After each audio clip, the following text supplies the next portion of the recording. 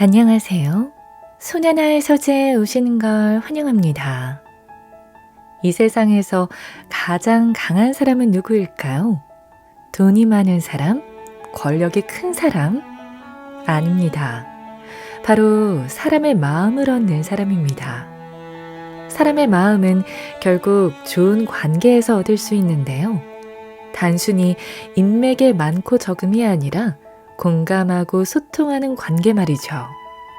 오늘 읽어드릴 책에 따르면 딱 한마디만 바꾸면 이 모든 관계를 얻을 수 있다고 합니다. 사람 없이도 못 살지만 사람 때문에 못 살겠다는 사람들을 위한 관계 처방전을 담은 책입니다. 대인관계, 대인관계. 이 책의 저자는 행복멘토 강연가로 그는 타인과 거리를 두되 함께 걸어야 한다고 말합니다. 그가 말하는 인복 터지는 말 한마디를 바꾸는 방법 함께 읽어보시죠.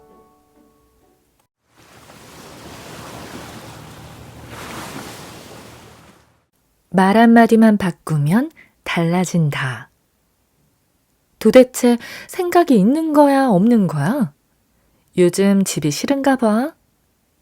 일상에서 한두 번 듣거나 해봤음직한 말입니다. 그런데 이런 말 한마디가 관계를 깨뜨립니다. 행복하고 따뜻한 관계를 위해서는 관점을 바꾸는 변화에 이어 실제적인 말 한마디를 바꾸는 시도가 필요합니다. 자세만 갖고는 결과를 만들 수가 없습니다. 행동이 필요한 것입니다. 가까운 사이라도 관계를 깨지게 만드는 것은 무슨 말을 했느냐보다는 어떻게 말했느냐입니다. 어떤 말투와 표정으로 했느냐도 크게 영향을 끼칩니다.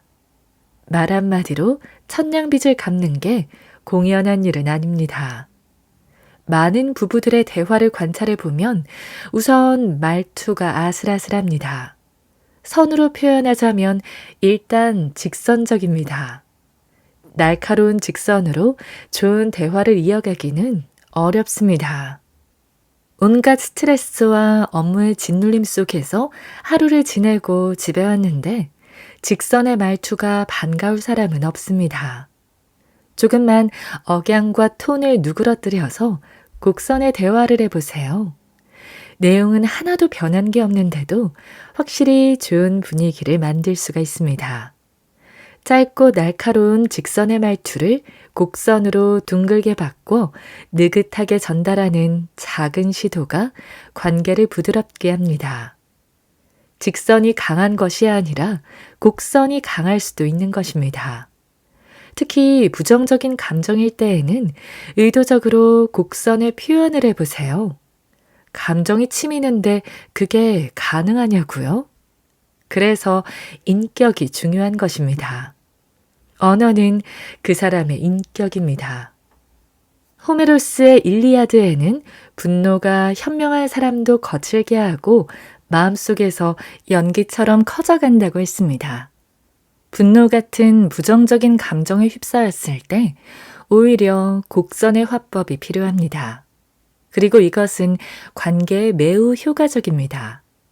친구를 죽인 헥토르를 극도의 분노 속에서 죽이고도 분이 안 풀려서 시체를 마체로 끌고 다닐 지경이었던 아킬레우스.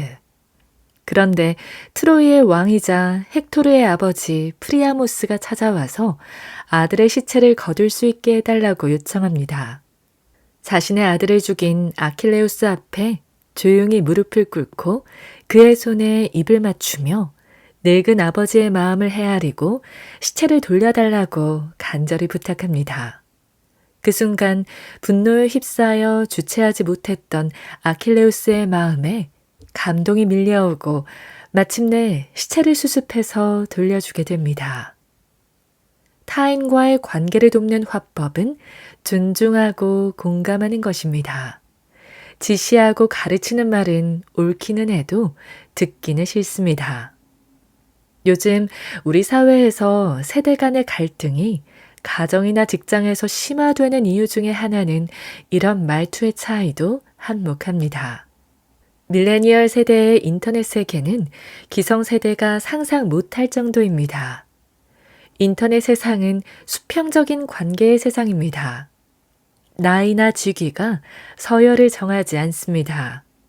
오히려 젊은 세대가 선배 세대를 가르칠 수 있는 공간입니다.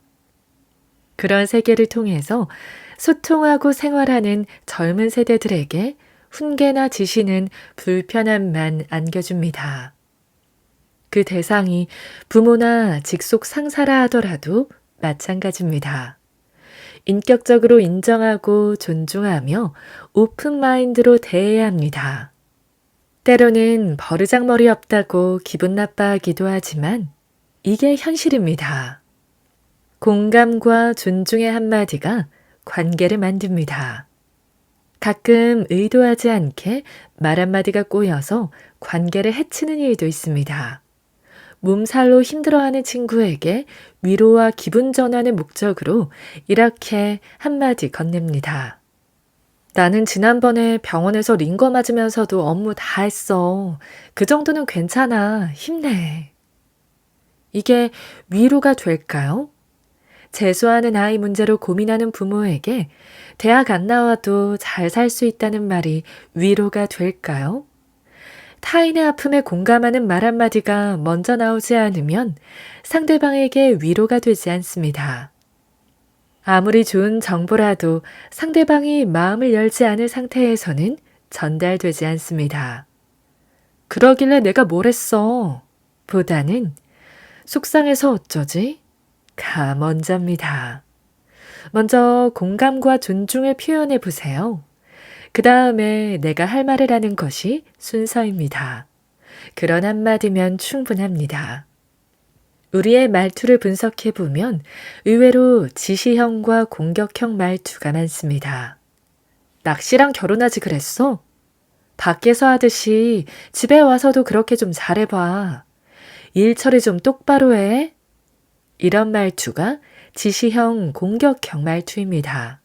물론 앞뒤 상황이 분명히 있겠지만 이런 말투로는 따뜻한 관계는 물 건너갑니다. 불 속에 기름을 끼얹는 꼴이 되기 십상입니다. 이런 경우에도 그저 한마디만 바꾸면 됩니다. 바로 요청형으로 바꾸는 것입니다. 주말에는 나랑 같이 있는 시간을 가졌으면 좋겠어. 봉사활동도 좋지만 집에서도 일을 같이 해주면 좋겠어. 회의 자료는 하루 전에 마무리해주면 좋겠는데? 어떻습니까? 의도는 전달하면서도 상대방과의 관계를 깨지 않게 되겠죠? 여기에 곡선의 톤으로 말한다면 금상첨화입니다. 세상의 이치는 의외로 간단한데 단지 습관이 안 된 경우가 많을 뿐입니다.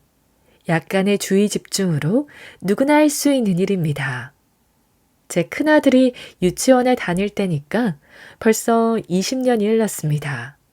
어느 추운 겨울날 아내가 감동했다며 이야기를 전했습니다. 늦은 오후에 큰애를 데리고 집에 오는데 워낙 눈바람이 심해서 아내의 털코트로 감싸면서 경찬아, 따뜻하지? 라고 말했답니다. 그때 아들이 엄마, 난 엄마의 마음이 더 따뜻해요. 라고 하는데 세상 감동받았다고 했습니다. 언젠가 강의 시간에 때려치우는 일은 언제든 할 수 있는 일이니 가장 나중에 하라는 말을 했습니다. 그런데 강의를 마치고 나오는데 한 분이 다가와서 정말 때려치우려고 했는데 강의를 듣고 나서 힘을 내게 되었다고 고마워했던 일도 있습니다.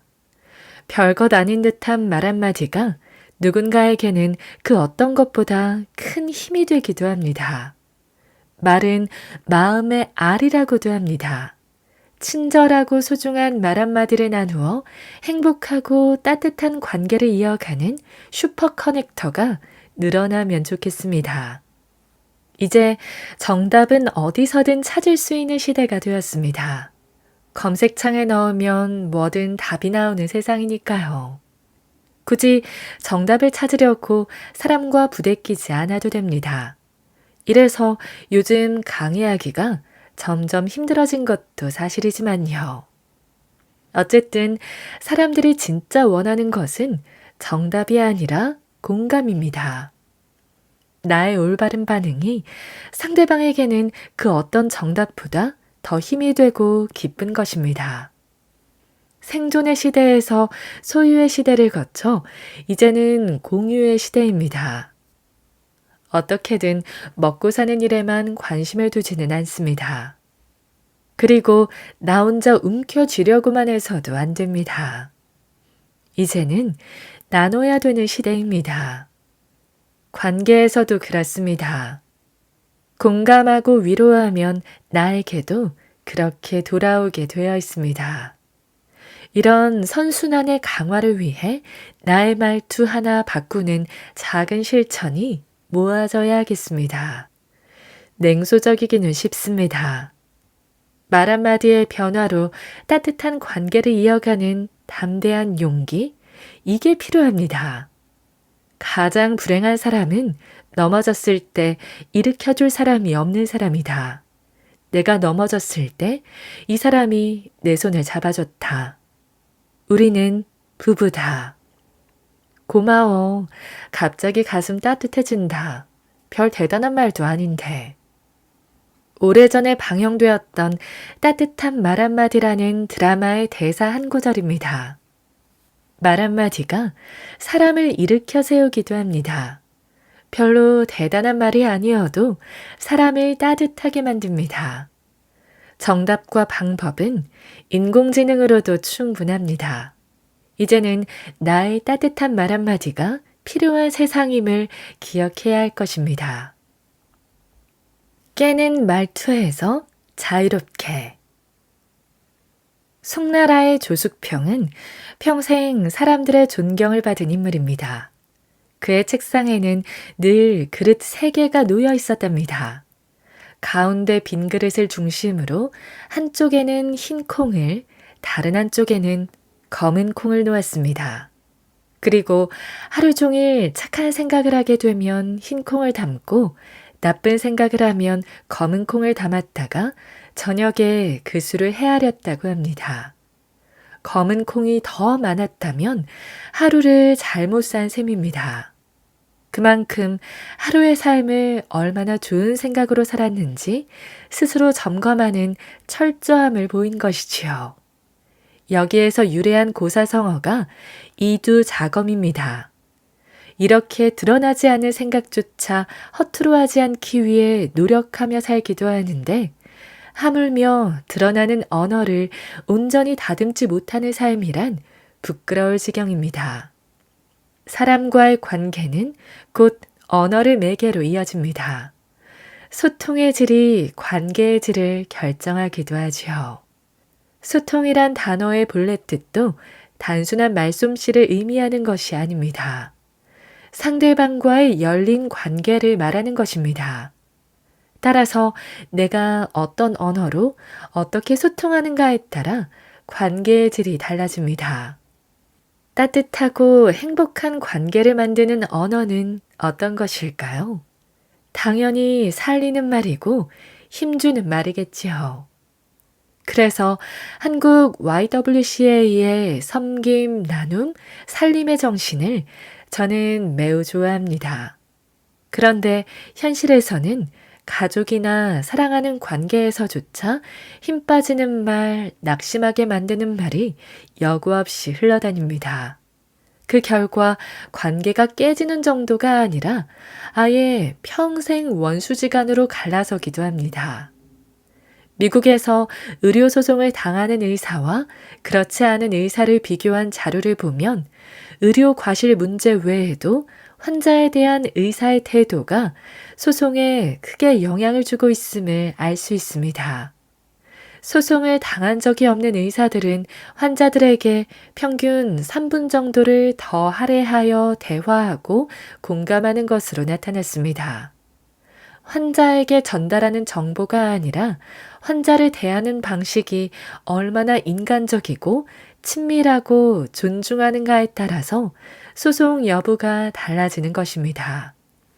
결국 환자에게 건네는 의사의 마음을 담은 말투가 환자를 살리는 것이지요. 부모가 아이에게 화를 내면서 도대체 몇 번이나 말했냐? 집에 가면 가만 안 둔다. 라는 식으로 말하는 것은 아이를 병들게 합니다. 나중에 다 너를 위해서야. 사랑하는 거 알지? 라고 달래봐도 이미 마음의 금이 깊게 간 상태입니다. 그놈의 몇 번을 말했는지, 얼마나 사랑하고 있는지는 며느리도 모를 일이기 때문이죠. 따뜻한 관계를 위한 언어는 부드러워야 합니다. 그리고 무엇보다 공감하는 말이어야 합니다. 공감의 언어 표현은 자기 중심이어서는 안 됩니다. 상대방의 마음과 의도를 읽어내야 가능합니다. 좋든 나쁘든 상대방의 입장에서 전해지는 언어여야 상대방도 수용하게 되는 것이죠. 간혹 가까이 하기엔 너무 먼 사람을 만나게 됩니다. 틀린 말은 아닌데 와닿지 않게 말하기 때문입니다. 때로는 안 하느니만 못한 말로 열불나게 만들기도 합니다.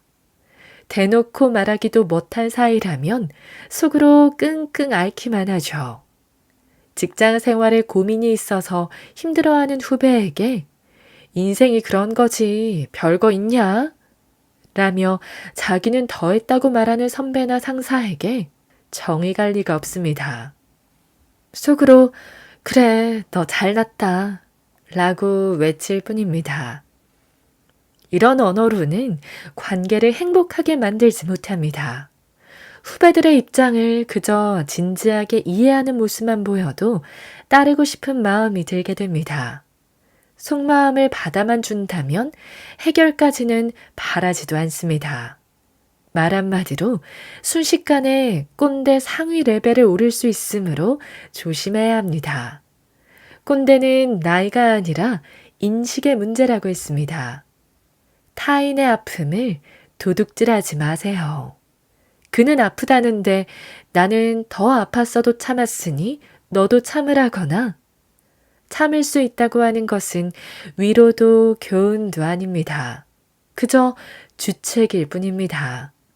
공감은 그냥 받아주는 것으로 족합니다.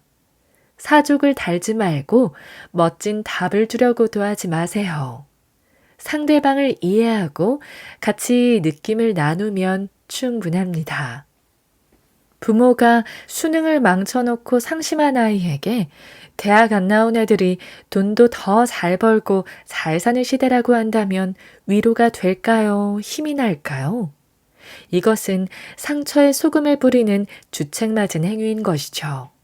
얼마나 안타깝느냐고 같이 보듬는 것이 우선입니다. 우리는 너무 빨리 답만 찾도록 훈련받으며 살았습니다. 시간이 조금 더 걸릴지언정 거쳐야 할 것은 거쳐가면서 찬찬히 다듬는 것도 필요합니다. 공감은 타인의 아픔을 도둑질하지 않는 것입니다. 일본의 유명한 소설가인 무라카미 하루키도 관계의 어려움을 토로한 적이 있습니다. 사랑하는 연인이 부부가 되면 서로 상처를 보듬고 덮어주는 관계가 될 줄 알았는데 실제로는 상처를 파헤치고 살더라는 것입니다.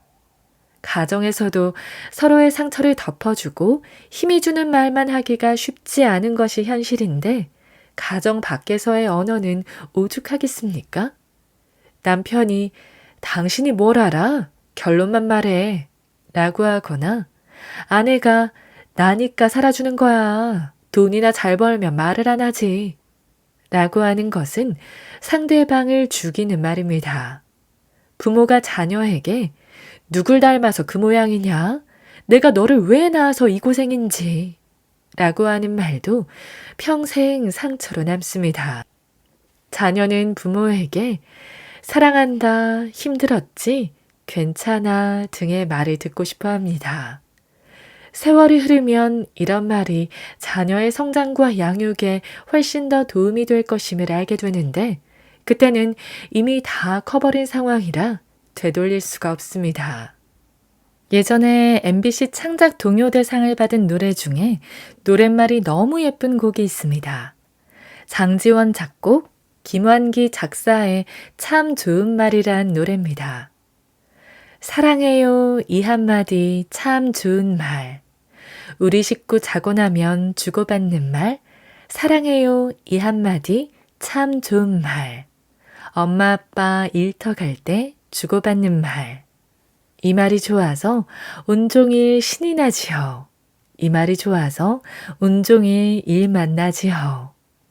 이렇게 어떤 말을 주고받느냐가 관계를 결정합니다. 사랑해, 미안해, 고마워. 이 세 가지 단어만 충분히 사용해도 최소한 가족 관계에는 문제가 없을 것입니다. 가깝다는 이유로 꼭 말해야 하느냐는 사고방식은 요즘 적폐 1순위가 아닐까 합니다. 직장에서도 말을 올바로 하지 못하는 사람은 환영받지 못합니다. 유창한 달변을 바라는 것이 아니라 경우에 맞는 언어 감각이 더 중요합니다. 상대방과 상황에 적합하며 힘이 나게 하는 말이 핵심인 것이죠. 아무리 옳은 말이라도 상대가 받아들일 상황이 아닐 때에는 타이밍을 조절하는 센스가 필요합니다. 그리고 상대방의 영리는 건드리는 것이 아닙니다. 때때로 조직을 위해 상사에게 용기 있게 직언을 하는 것도 필요하지만 상사의 입장을 고려하지 않으면 역효과입니다. 팩트 폭력이란 말이 있습니다. 사실인데 상대방 입장에서는 기분이 나쁩니다. 그렇다면 그 팩트가 소통의 도구는 되지 못한 것입니다. 비록 팩트라고 하더라도 관계를 깨트리지 않도록 제대로 사용하는 지혜와 유연함이 관건임을 새삼 되새길 필요가 있겠습니다. 가루는 칠수록 고와지지만 말은 할수록 거칠어지기도 합니다. 원수는 직장에서 만난다. 언젠가 방송에서 어떤 개그맨이 한 말입니다. 하루 중 가장 많은 시간을 보내는 직장에서 원수와 함께 생활한다면 슬프지 않겠습니까? 미국 실리콘밸리의 초우량 기업들이 직원들에게 주는 최선의 복지는 최고의 동료들과 함께 일하게 해주는 것이라는 말이 있습니다. 그만큼 직장에서 누구와 일하는가는 중요합니다. 이로 인해 삶의 질이 달라지기도 하고 자신의 성장에도 영향을 주는 문제이기 때문입니다. 그렇기에 직장이나 사회에서 건강한 관계를 만들기 위해서는 소위 깨는 말투와 언어를 피하는 것은 기본입니다. 최근 온라인상의 소통 문화 탓으로 신조어가 발달하면서 젊은 세대를 중심으로 독특한 일상 용어가 넘쳐나고 있는 실정입니다. 자칫 직장에서도 습관적으로 이런 말투를 사용한다면 좋은 이미지를 주지 못합니다. 함께 밥 먹고 싶은 사람으로 남는 것이야말로 소소하지만 확실한 행복의 증거일 것입니다.